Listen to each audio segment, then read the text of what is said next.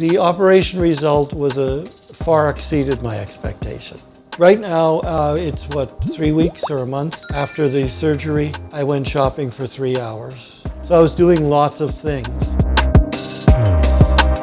Howard Michael Garage.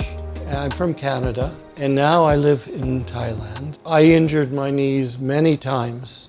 I played ice hockey in Canada, and doctors told me when I was 30 years old that when I got older, I would have knee problems. By the time I hit 65, I couldn't run anymore. The doctors in Canada said I need to replace both knees. In Canada, it would have been free for the surgery, but there was a backlog of 5 years.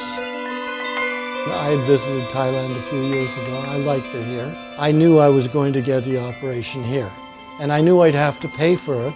I'm a researcher, I have a PhD, so I check everything out. I know to do knee surgery, you have to go through a lot of pain. So I phoned up the hospital in Pattaya to do it. I knew that if I didn't do both at once, I wouldn't come back for the second one. But I told him that I wanted both. I insisted, and he was looking just in my best interest. And that's what impressed me. I could tell that he cared. It wasn't a money thing. He was looking for me to be the best and easiest way to do it. I explained to him about the way, the benefit of the operation, risk of the operation, and other inform that necessary for the information to the decision making about the operation with us. The expectation that we discuss to the patient and all the patients is like the pain should go away because we get rid out about the cause of the pain. I knew within the first week in the hospital that I could walk. I waited 2-3 days after the operation before I tested anything because I wanted the knees to heal. And the next day when the doctor came, I asked him if it was all right if I tried to standing up, even though I'd already done it. And he said yes, if it doesn't give you pain. He told me his advice was anything I do, as far as what I do, it's the pain element that's important. The patient is quite compatible with the rehabilitation process.